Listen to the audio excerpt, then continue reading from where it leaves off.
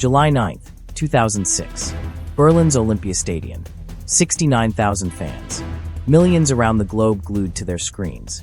This night was supposed to be the culmination of a career unlike any other. Zinedine Zidane, a genius of football. The man who had carried France to World Cup glory in 1998. Euro 2000 champion. A magician on the pitch.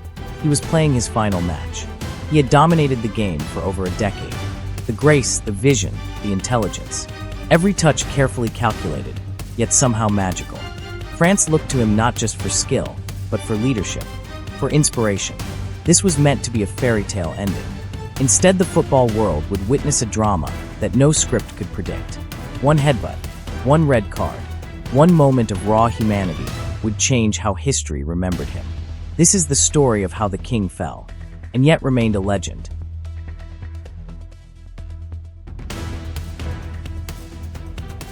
After Euro 2004, Zidane retired from international football. He left a void in the French team, a vacuum of creativity and leadership. France struggled. Players lacked confidence. The media criticized the team, calling them directionless and fragile. The nation begged Zidane to return. At 34, many thought he was past his peak, but Zidane still carried the brilliance that had dazzled Europe for over a decade. He returned for one reason: to restore French pride and bring a team together. And what a comeback it was. Quarterfinals against Brazil, the reigning champions. Zidane orchestrated passes that seemed impossible, controlled the pace of the game, and led his team to an unforgettable victory. Semi-finals against Portugal, another showcase of brilliance. He dominated midfield battles, dictated tempo, and reminded the world why he was one of the greatest players ever. Zidane was more than a player. He was the heartbeat of the French team.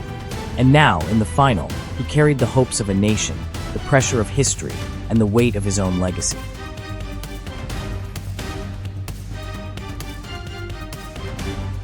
France versus Italy. Two footballing powerhouses, both desperate for World Cup glory.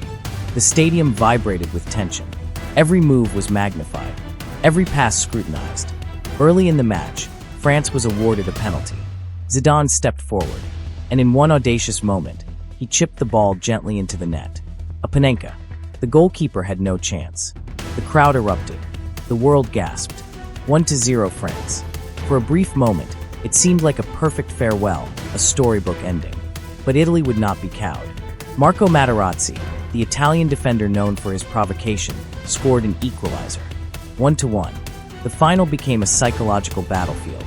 Every glance, every shove, every word now carried enormous weight. And then came the moment that would shock the world.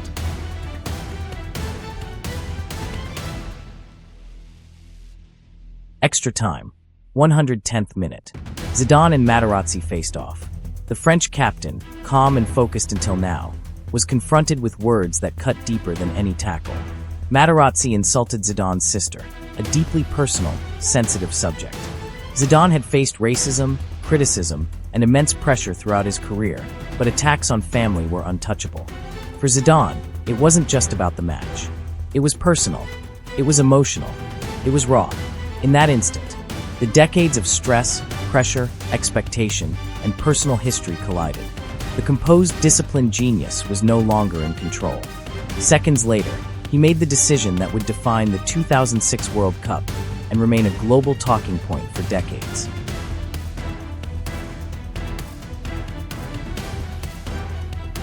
The act was instantaneous, yet timeless.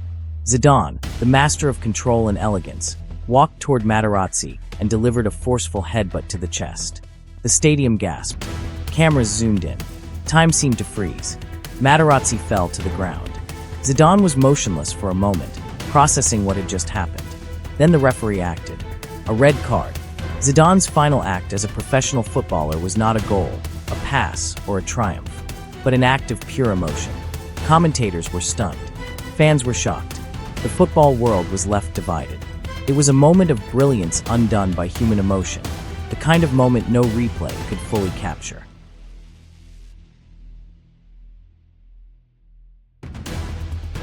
France, suddenly reduced to 10 men, faced a daunting reality. The final was no longer just a football match. It had become a test of nerves, resilience, and mental fortitude. The weight of history pressed down on every player.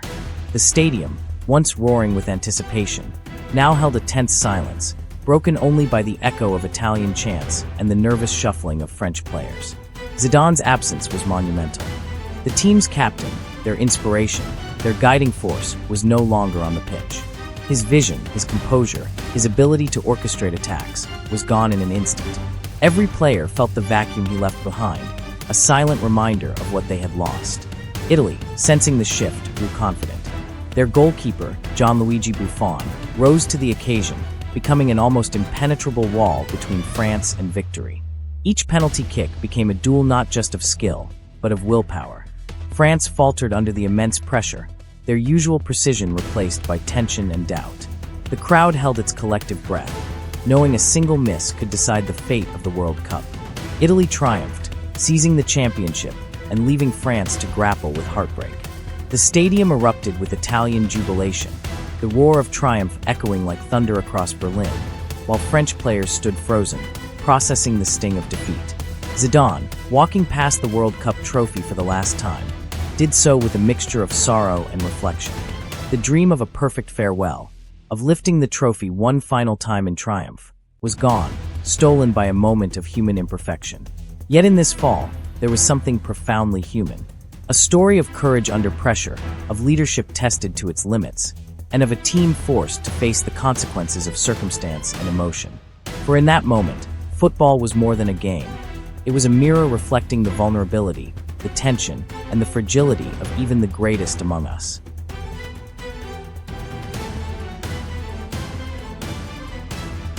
Zidane grew up in La Castellane, Marseille, a rough neighborhood filled with challenges. Poverty, racism, and social exclusion shaped him. He became tough, resilient, and fiercely protective of his family. Materazzi's insult wasn't random. It struck at the heart of Zidane's personal identity. Zidane was a genius on the field, but he was human off it. His actions, though controversial, were understandable. The headbutt was not a lapse in skill, it was a lapse of human emotion. It reminded the world that even legends feel pain, anger, and vulnerability.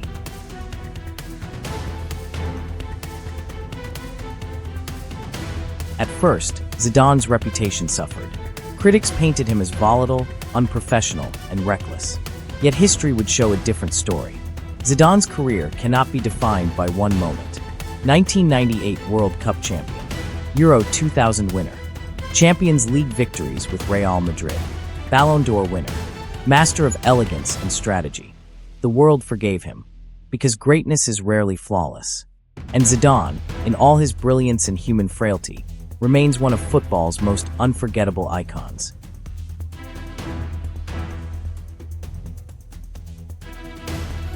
The 2006 final was meant to be a storybook ending. Instead, it was a tragedy, a human story, not a fairy tale. Zidane left the pitch, not in triumph, but in pain, not as a king, but as a man. Yet this is what makes him unforgettable. The beauty, the brilliance, the flaws, the emotion. Football did not lose a legend. It witnessed a human being at the height of pressure, expectation, and emotion. This was the day Zidane lost his crown, but preserved his immortal legacy. If this moment still moves you, like the video, share it with a football fan, and subscribe for stories that go beyond goals and trophies. Because the greatest moments in football are not always victories. They're the ones that reveal the human behind the legend.